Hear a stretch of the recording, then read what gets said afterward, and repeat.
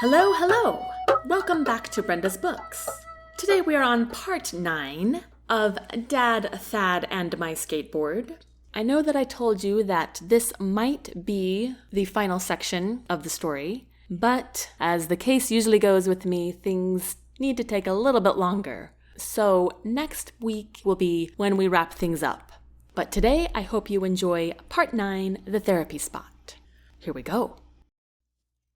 The heat woke me. Sunshine spilled through my bedroom window, lighting up every corner of the room. It felt strange waking up to brightness, since I usually woke in the dark. I glanced at the clock on my nightstand. 11:30 a.m. Wow, I don't remember the last time I slept this late. I tossed the sweaty covers off of me and slid out of bed. I ambled a few steps to my vanity and looked in the mirror. My appearance was appalling. My hair seemed to have grown several long lumps at every possible angle, and my clammy purple nightshirt clung to my body as if I had just been doused with a garden hose, but with a much worse smell. I shook my shirt a bit to air it out. A shower was definitely in order, but my growling stomach won first priority. I made my way to the kitchen and poured myself a bowl of Cheerios. I grimaced as I chewed. Grandma always bought the bland kind. "Good morning, Stacy." Grandma walked into the kitchen with a bright smile. "It's not every day I get to eat lunch with you, or breakfast, as the case may be." I cracked a smile. "Morning, Grandma. I'm sorry if Dad and I woke you last night." Grandma grabbed leftover salad from the fridge and sat at the table next to me. "Oh, well, you certainly did, but I don't mind. I was just happy to hear you made it home safely." "Thanks," I mumbled, before stuffing my mouth again. "So what's your plan for the day?" Grandma asked. I shrugged. "Just skateboarding, probably." "Oh, with Thad?" I shook my head. "With myself." "Oh, well, I guess I should tell you that he stopped by this morning." My heart leaped. "He did?" "Mm-hmm," Grandma said, pouring herself a glass of water. "So did the other 3 you're usually with. But you were sleeping, and I promised your dad that I wouldn't wake you for anything." I swallowed. "Did they say why they came over?" "Well, they've been worried about you. When your dad couldn't track you down last night, he called anybody and everybody he thought might possibly know where you were." I continued to chew my cereal, but said nothing. "Haven't you seen their messages on your phone? They all mentioned they've left quite a few." I thought about my phone that still lay on the carpet from when I threw it at the wall the night before. "I don't know. I haven't looked at my phone." "Well, that's a first," Grandma said with a chuckle. "Any reason why?" She eyed me with barely concealed curiosity. "Yes?" Grandma raised her eyebrows when I didn't continue. I shrugged. "I don't want to see what Jace texted me." "Ah, well, I'd be happy to tell him what I think of him if you'd like," Grandma said with a wry smile. I smirked. "No thanks, Grandma. What are you doing today?" "Oh, well, I wanted to weed my azaleas, but my knees have been acting up." "I can do it," I offered. "Oh, will you? I would be so grateful." "Sure, but can I take a shower first?" "Please do," Grandma said with a straight face, but immediately after she cracked a crinkly grin. I gave her another smirk, then drank up my milk. Grandma placed her hand on mine. "I've loved seeing the change in you this summer, dear. What a sweet young lady you've become." I smiled wide. "Thanks, Grandma." The azaleas hardly needed weeding, since Grandma kept her yard up so perfectly, so I decided to weed her daylilies as well. As soon as I finished, I hopped on my skateboard. I meandered through all the connecting neighborhoods, mostly doing kickflips and heel flips. When I was sure no one was looking, I practiced fakie big spins. When getting good air, I rotated my body 180 degrees, while spinning the board 360 degrees. I used to be so good at it, and I was determined to do it well again. By the end of the afternoon, I felt like all of my tricks had improved. I glanced at my phone to check the time, careful not to look at any messages. 4:45 p.m. Wow, I had been at this for over 3 hours. But I enjoyed every minute of it, and I was happy that I could have fun by myself. This would be my life when I moved back to Seattle. I pushed my skateboard through the streets, back to Grandma's house as quickly as I could. I'd be home just in time to help her prepare dinner like I promised. As I rolled around the very last corner, I stopped short at the sight of Grandma's front yard.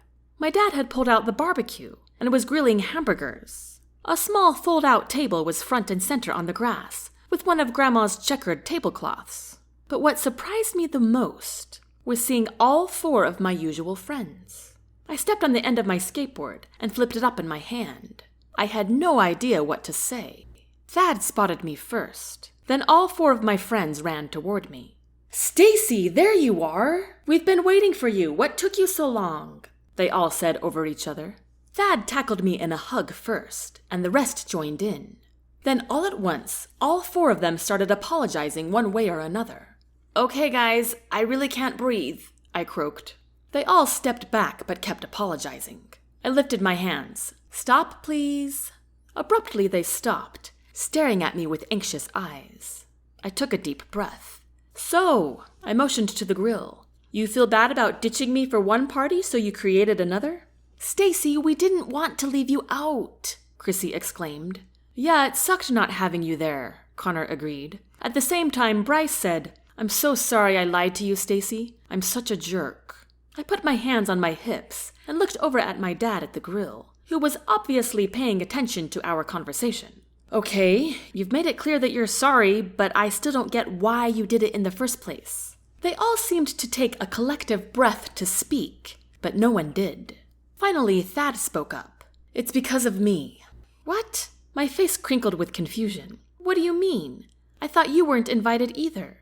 "I wasn't, which is completely lame," Thad said pointedly to the other 3. "We didn't want to make you feel bad," Bryce said defensively. Thad put a hand to his chest. "Since when have I been that sensitive?" "We were trying to be sensitive," said Chrissy. "Yeah, and look where that got us," Thad retorted.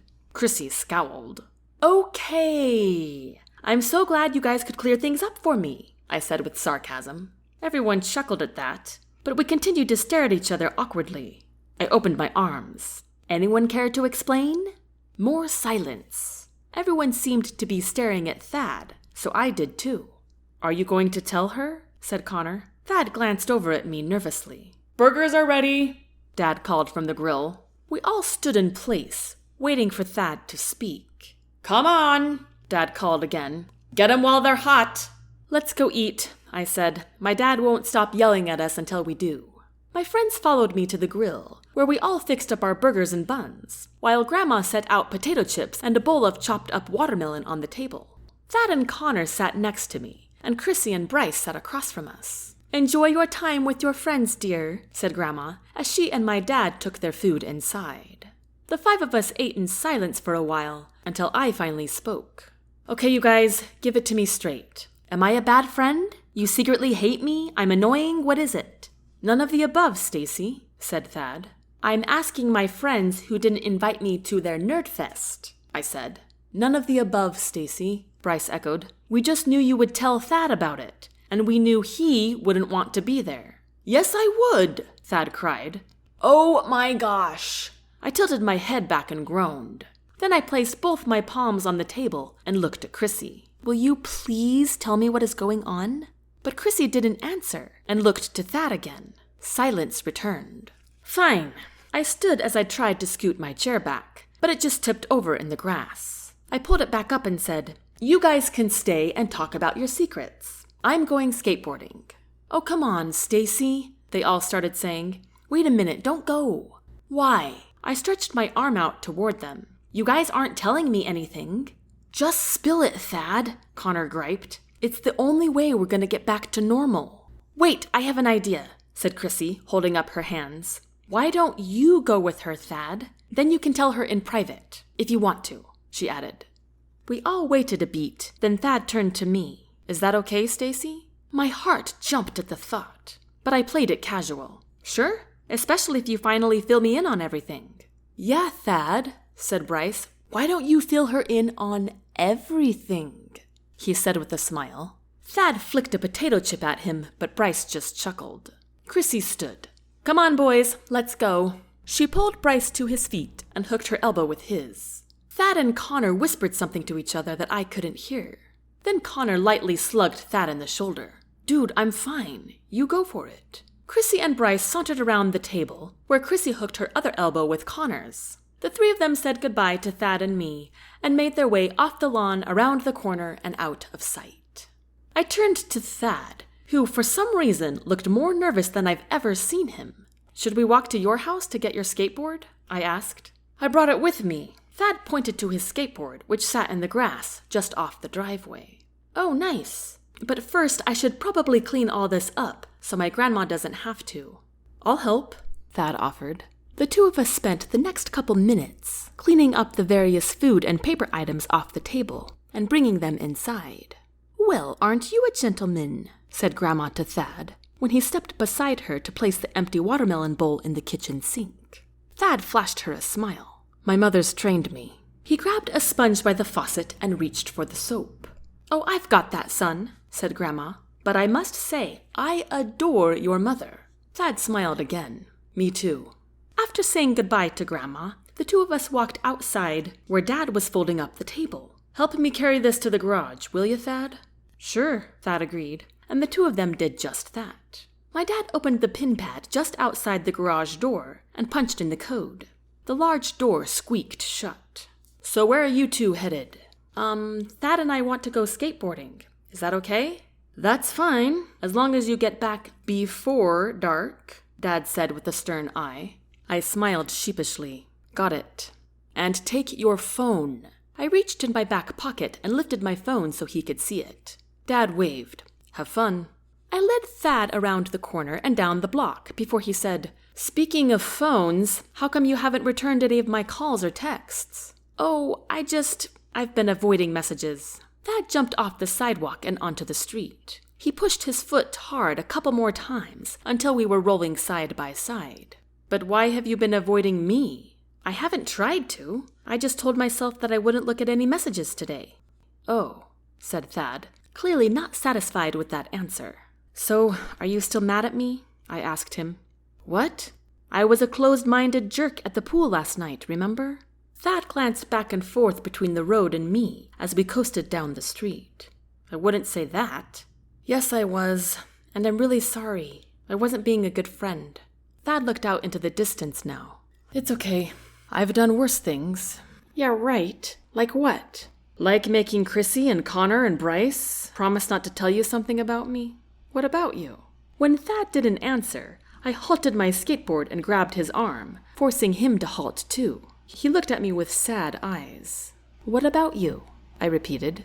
Thad swallowed and inhaled a shaky breath. Then he pointed to the dead end of the street, where there was a wild, weedy field and no houses. "Let's go chill over there, and I'll tell you." "What, you think the millions of kids riding their bikes and playing kickball in the street isn't private enough?" I said with a grin. Thad chuckled, just as someone yelled, "Heads up!" I caught the soccer ball right before it smashed into my face. Thad laughed out loud. "Nice catch." I threw the ball back to the kid. "Thanks, sorry," he called. I gave him a wave and hopped back on my skateboard. "All right," I said to Thad, "let's go to our therapy spot." Thad let out a reluctant laugh, but hopped on his skateboard too. In no time, we made it to the field, away from all the neighborhood play. I jumped off my skateboard and turned to face Thad. "So, what about you?" I repeated. Thad grimaced. He raked a hand through his hair and stared at me with worrisome eyes. Then he dropped his hand to his side. "I have a learning disability." "What?" This is not what I expected him to say. "Yeah, it's called spatial dysgraphia. It affects my ability to write, and a little bit of math, too. And," Thad swallowed, "I'm also dyslexic." I stared at Thad. He looked so embarrassed and stressed, and he was constantly swallowing. "So, Bryce and Connor are way ahead of people in our grade, and I'm way behind, so..." He rubbed the back of his neck. "They didn't want me to feel bad when they opened their letters with their AP scores, which is why they didn't want me to come to their little party. And the only reason they didn't want you to come is because they knew I would find out through you, and they couldn't tell you why they didn't want me there, because they promised me not to tell you about my disability." Thad inhaled a deep breath and blew it out slowly when he finished. I had no idea what to say to this, so I just stood there and stared at him like an idiot. "So," Thad continued, "our friends never wanted to leave you out of the party. They were just trying to keep their promise to me." He raised his eyes to the sky and shook his head just a bit. I know they handled all that the wrong way, but they truly didn't mean to hurt you. You can blame it on me. Then he finally looked me straight in the eye. I inhaled a shaky breath. Did you find out about the party before you came to the pool? Thad nodded. I stopped by Bryce's on my way there to see if you wanted to come and, well, the rest is obvious. I looked down at my skateboard in my hand and twirled it around on its nose. Wow, I really was a jerk then. I dropped it to the ground and let it roll a few feet away before looking back at Thad again. I'm so sorry. I had no idea. I just thought you were upset about Ashley and her friends. Well, that was part of it. Thad pushed his skateboard with his foot so that it rolled next to mine. Girls who like Bryce and Connor like them because they're smart. And I wish girls liked me for that reason, not because I'm some clueless pretty surfer boy. You're not, I said, taking Thad's hand. He jolted at my touch, so I let it go. Not the clueless part, anyway. You're amazing. And not just because you're good at every sport on the planet, but because of the person you are. You're perceptive and unselfish and funny, and you pump people up and make them feel good. And I've never met anyone in the world who's as non-judgmental as you are. You know how to act smarter than most adults do. There's nothing clueless about that. Thad gazed at me for a long moment, then bit his lip and looked away. I thought I saw tears pool in his eyes, but I couldn't be sure. He breathed slowly in and out, but didn't look back at me. I stepped forward and wrapped my arms around him. Thad squeezed me back tightly and rested his head on mine. "Thank you," he whispered. Slowly I rubbed his back up and down, and we stood there in silence, hugging on the street by the field for several minutes. Thad made no sound, but his breathing was slow and shaky, so I held on to him longer. Then he began stroking his fingers through my hair. Can I tell you something that I probably shouldn't say? My heart sped to 1,000,000 miles an hour. Yes? He spoke in a low voice. I really, really, really like you. Now my heart jolted to my throat. I pulled back just a bit to look him in the eye, but I didn't let go of him. You do? Thad nodded. And I really wish you didn't have a boyfriend. And I really wish you weren't moving back to Seattle. Me too, I whispered. Thad's eyes widened. Really? I nodded. And I don't have a boyfriend. Now his eyes bulged. What? I lifted one shoulder up and down. Yep. So, you're telling me that I can actually enjoy this hug guilt-free? I laughed. Yes. Thad laughed too, and coaxed my head into his chest, and pulled me close. He brushed his fingers up and down my back. What happened? Are you okay? I sucked in a breath. I had no idea what to say to that. He pulled back to look at me again. Are you? Not really. I pulled my phone out of my back pocket and thumbed through until I found Jace's text thread and handed it to Thad. Thad looked surprised but took the phone. You're sure I can see this? I nodded. Thad took a little while to read through it, and I could tell he had to really concentrate. But then his face froze. He looked up at me with a shocked expression. I know, I'm an idiot for trusting him, I said, snatching my phone back, half regretting my decision to let him read the text. Are you kidding me? He's the idiot. My stupid angry tears came back. I ground my teeth together to stop them. Thad placed both his palms on either side of my face. Hey, he said gently, he's a jerk, plain and simple. I dropped my head against his shoulder and cried. It was so stupid to cry over this again, but I couldn't help it. Thad squeezed me tight. Is this why you took off last night? I nodded. And it's not even that I want to be with him, because I don't. I haven't for a long time. I just feel so stupid. Thad rubbed my back again, a little harder this time. I know the feeling. He continued to hold me while his fingers got softer and slower, until at last I got a hold of myself. I pulled out of our embrace and wiped my eyes. I'm sorry. One of these days I'll actually hug you without crying. Thad half smiled. It's okay. He grabbed my hand and coaxed me to sit down on the curb with him. He brushed my hair away from my forehead. You're pretty when you cry. I rolled my eyes. Please. Thad chuckled. You really have no idea, do you? Man, that first day we met, I could not stop staring at you. Do you remember that? You mean in the boat? Thad chuckled again. So you did notice. Yeah, in the boat. And every day after that. He fingered through my hair by my cheek, which I'm sure was bright pink. I saw him look at my lips, and my heart zinged. Slowly, he leaned forward, and my heart burst with excitement. He pressed his lips to my lips, and moved them slowly, sweetly. Then he leaned his head against mine and whispered, "Was that too soon?" I shook my head. It wasn't soon enough. Thad laughed lightly. "I can't tell you how long I've been wanting to do this." He put a gentle hand behind my head and kissed me again. Then he wrapped one arm around me, and I leaned my head against his shoulder. With his other hand, he interlocked his fingers with mine. We sat in silence, but this silence was comfortable. "How come you held my hand last night?" I asked him. "To get Ashley to leave you alone?" Thad nodded. "Yes, and I'm sorry about that." Then he shifted to look at me. "It doesn't mean that I didn't want to. I just knew I shouldn't have, especially since you had a boyfriend." I groaned. "Don't remind me." Thad laughed. "So what does this make us now?" I looked him in the eye. "I don't know. I'm leaving for Seattle in a couple of weeks." Thad nodded. "I really wish you weren't." "Me too. But I do miss my mom." His eyes smothered with sympathy. "I bet." Then he peered out at the neighborhood. The activity had died down quite a bit. "Well, it's getting dark. We better get you back." Then he flipped his head around with sudden alarm. "Your dad's going to be able to tell there's something going on between us. He's going to kill me, isn't he?" And that concludes part 9. I hope you come back for the last and final section of Dad, Thad, and My Skateboard. And once again, thanks for listening to Brenda's Books. And as always, I hope you have a fantastic week. Until next time, take care.